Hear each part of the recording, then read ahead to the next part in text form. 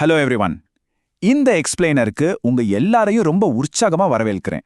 Computers எப்படி தகவல்களை உள்ள வாங்கி திரும்ப நமக்கு அவுட்புட்டா கொடுக்குதுன்னு என்னைக்காவது யோசிச்சிருக்கீங்களா? இன்னைக்கு அந்த அடிப்படையான ஆனா ரொம்பவே சுவாரஸ்யமான விஷயத்தை பத்தி தான் நம்ம பார்க்க போறோம். நீங்க கோடிங் உலகத்துக்கு சுத்தமா புதுசு, கம்ப்ளீட் பிகினர் அப்படின்னாலும் கவலையே வேண்டாம். இந்த செஷன் உங்களுக்கானது தான்.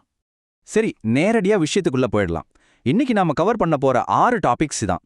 நிரலாக்க உரையாடல், சி மற்றும் C++ மாதிரியான கிளாசிக் மொழிகள், ஜாவா மற்றும் C# மாதிரியான என்டர்பிரைஸ் மொழிகள், பைத்தான் மற்றும் JS போன்ற எளிய ஸ்கிரிப்டுகள், உள்ளீட்டு முறைகளுக்கான ஒரு கம்பேரிசன், அப்புறம் கடைசியா ஒரு சின்ன வினாடி வினா.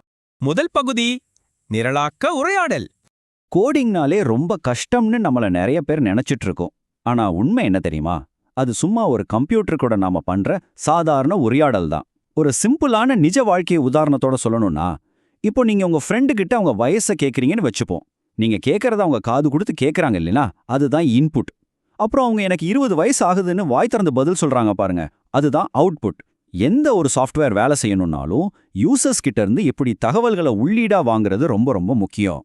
இரண்டாவது பகுதி கிளாசிக் மொழிகளான சி மற்றும் C++.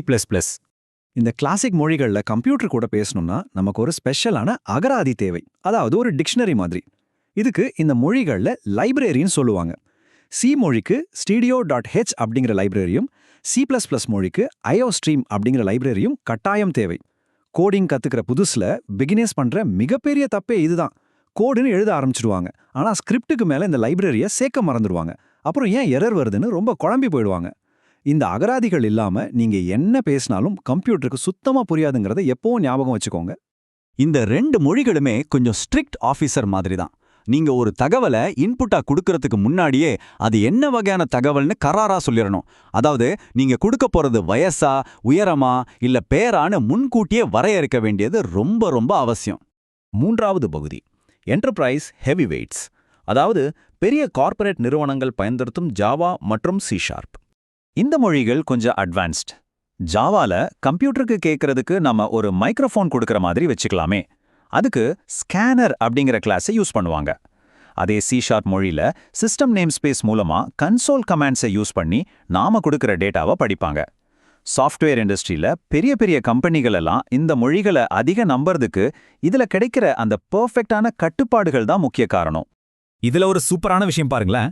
C# நாம கொடுக்கிற ஒரு முழு வாக்கியத்தையும் ஒரே செகண்ட்ல உள்ள வாங்கி அதை அப்படியே துண்டு துண்டா பிரிச்சு பயன்படுத்த ரெடியா வச்சுக்க இந்த ஒரு சின்ன கமாண்ட் போதும். console.readline.split. எவ்வளவு ஸ்பீடா ஸ்மார்ட்டா வேலை செய்து பாருங்க. இது ஒரு செம்ம பிரில்லியண்டான ஃபீச்சர். நான்காவது பகுதி சிம்பிள் ஸ்கிரிப்டுகள், நம்ம பைத்தான் மற்றும் ஜாவா ஸ்கிரிப்ட். இப்போ ஸ்பீடை கொஞ்சம் அதிகரிப்போம். ரொம்பவே சிம்பிளாக்கப்பட்ட இந்த மாடர்ன் மொழிகள்ல இருக்கிற பெரிய வித்தியாசத்தை கவனிங்க.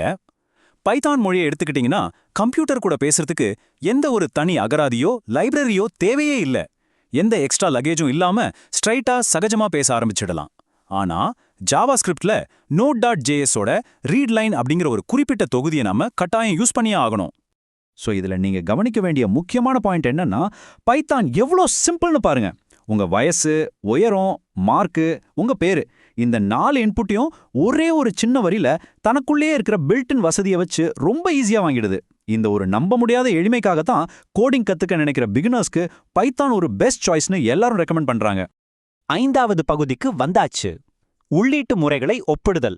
ஒரு குயிக் கம்பேரிசன் பார்த்திரலாமா? நாம இதுவரைக்கும் பார்த்த இந்த 6 மொழிகளும் எப்படி இன்புட் அவுட்புட்டை ஹேண்டில் பண்ணதுன்னு இப்போ ஒட்டுமொட்டமா பாருங்க. எல்லாத்துக்கும் ஒரே நோக்கம் தான், ஆனா போற பாதைகள் வேற வேற. சாஃப்ட்வேர் ஜாப் இன்டர்வியூஸ்ல எல்லாம் இந்த சின்ன சின்ன வித்தியாசங்கள் உங்களுக்கு ரொம்ப தெளிவா புரிஞ்சிருக்கான்னு தான் மெயினா டெஸ்ட் பண்ணுவாங்க. சோ இந்த கம்பேரிசன் டேபிள் உங்களுக்கு கண்டிப்பா ரொம்பவே யூஸ்ஃபுல்லா இருக்கும். கடைசி மற்றும் 6வது பகுதி ஒரு விரைவான வினாடி வினா. இதுவரைக்கும் பார்த்ததை கொஞ்சம் ரீகால் பண்ணி பார்ப்போம்.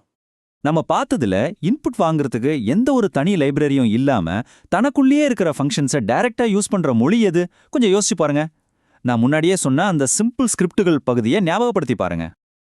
எஸ், சரியான விடை பைத்தான். எந்த ஒரு சிக்கலும் இல்லாம கம்ப்யூட்டர் கூட நம்மள ரொம்ப ஈஸியா பேச வைக்கிற மொழி பைத்தான் தான். சூப்பர். இப்போ 2வது கேள்வி. சி மொழியில printf, scanf மாதிரியான பேசிக் இன்புட் அவுட்புட் ஃபங்க்ஷன்ஸை கொடுக்கிற அந்த ஸ்பெசிஃபிக் லைப்ரரி, அதாவது அகராதி எது? ரொம்ப முக்கியம்னு சொன்னேனே, ஞாபகம் இருக்கா? விட Stedio.h இதான் சரியான விடை.